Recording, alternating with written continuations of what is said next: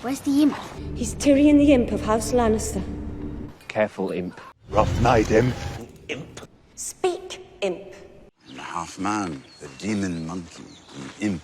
In this primitive setting within the A Song of Ice and Fire fantasy world, being born with a disability like dwarfism can be a death sentence. Lucky for Tyrion, he was born to one of the most powerful men alive. But still, that didn't save him from ridicule and uncalled for hatred. There are others with dwarfism in this story, but only one called Imp. So why do characters call him that, when others born like this are more commonly called dwarf or half-man? He's obviously not a small evil demon, but to some he is. The circumstances surrounding Tyrion's birth is what led to his lifelong nickname. 27 years in the past, a pregnant Joanna Lannister was moments from giving birth to her third child, with her husband, Tywin. During this time period, Tywin was serving as Hand of the King to his old childhood friend King Aerys II, better remembered as the Mad King. The relationship between the Hand and the King was becoming more and more strained as the years went by, to the point where Aerys made it his mission to torment his Hand every opportunity he got.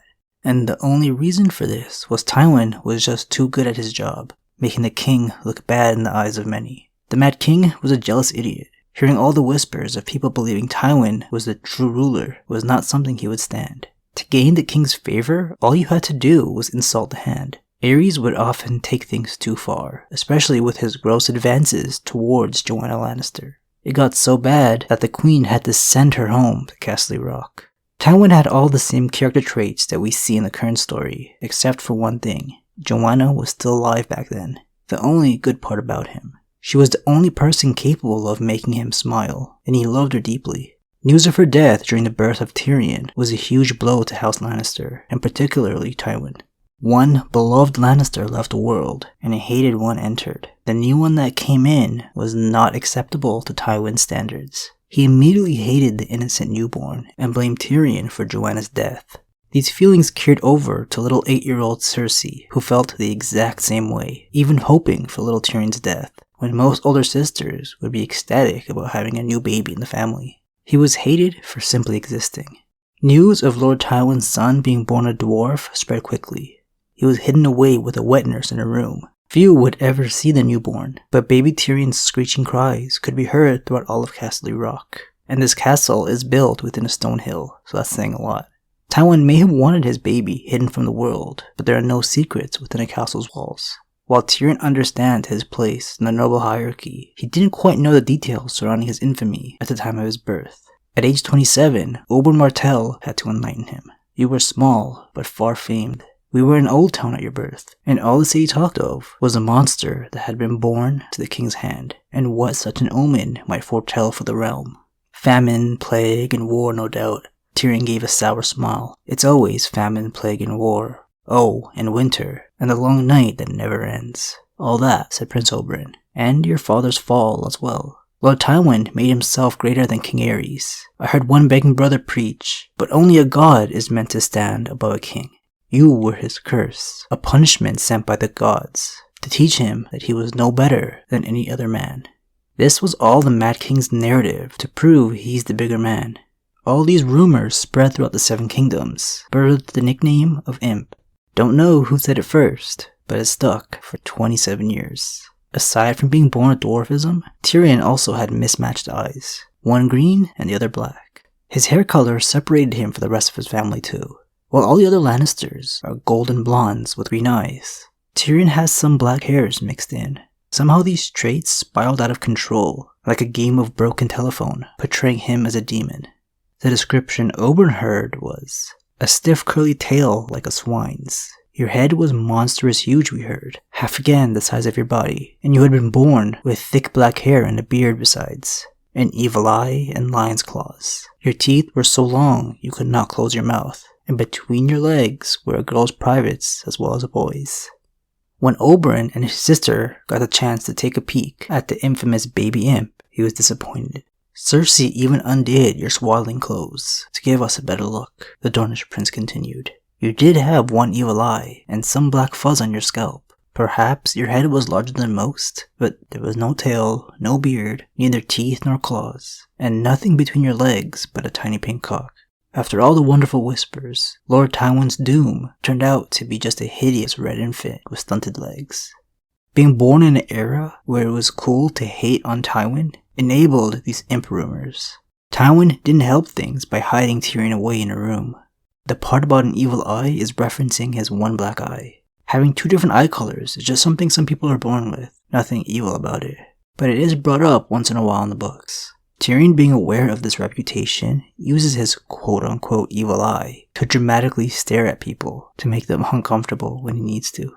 One of the few characters Tyrion loved in this fictional world was his uncle, Tywin's younger brother, Tyrion, and even he called him Imp in Tyrion's younger days. Jaime was the other family he truly cared for, but he wasn't around much since he squired for another lord before becoming a Kingsguard member. Their uncle Tyrion was nothing like their father Tywin. He was the fun one.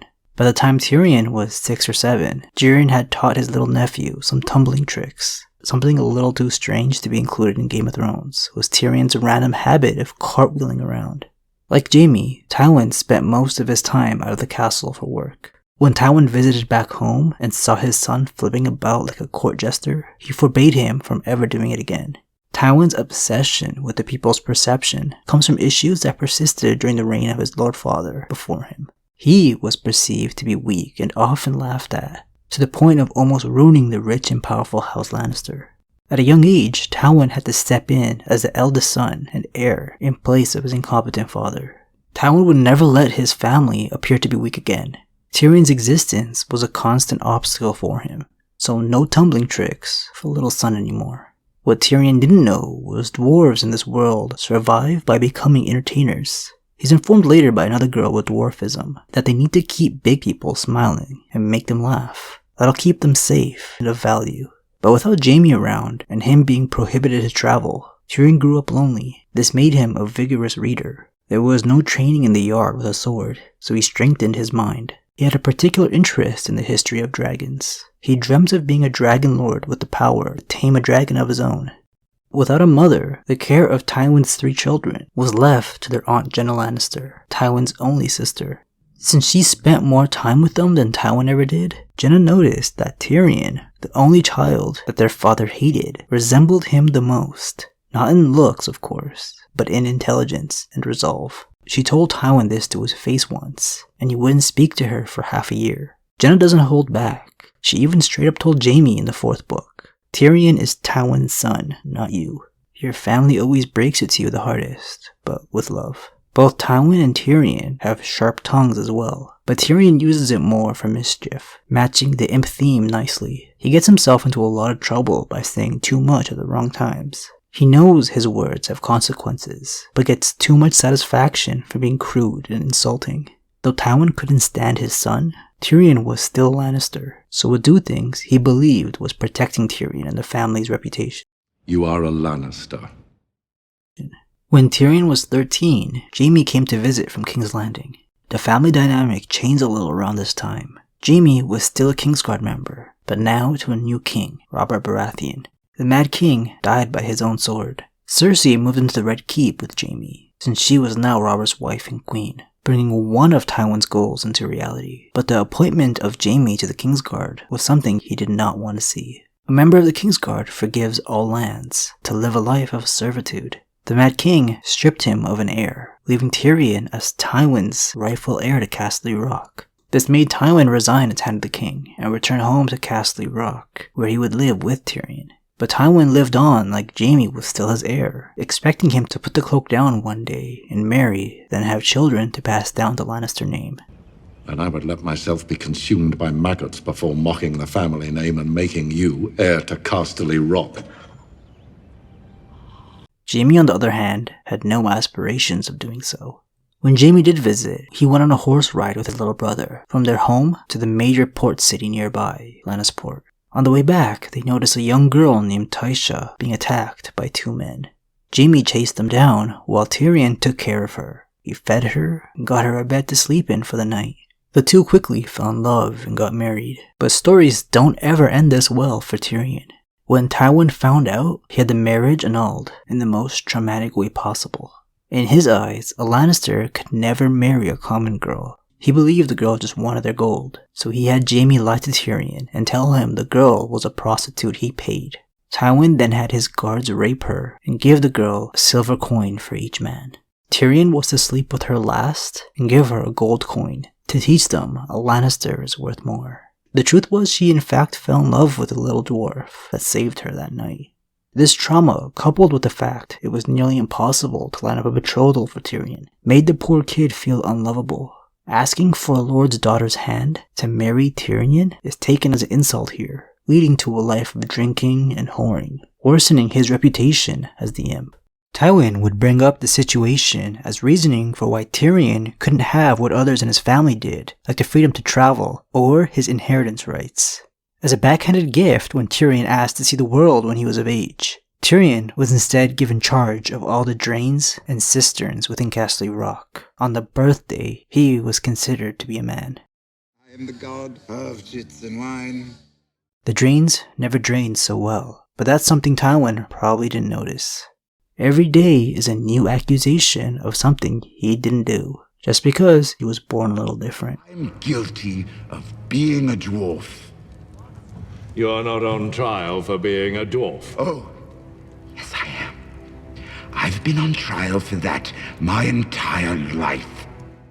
During the current story, this tragic character is ripe for more insults, now that he has lost part of his nose and earned a hell of a scar across his face during the Battle of the Blackwater, where his own nephew tried to set up his murder, while Tyrion was busy trying to keep him on the throne.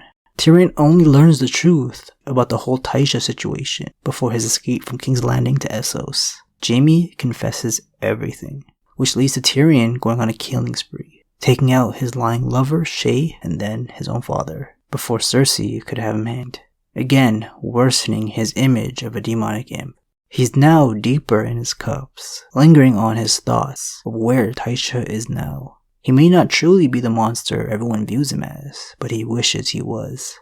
You know a lot more is in store for this character in the coming books, because he happens to be the author George Martin's favorite. Must be hard writing dialogue for a character set up to be so witty and fun. I'll see you guys next week with something else to talk about. Thanks for watching. I hear they call him the Imp. I hear he hates that nickname.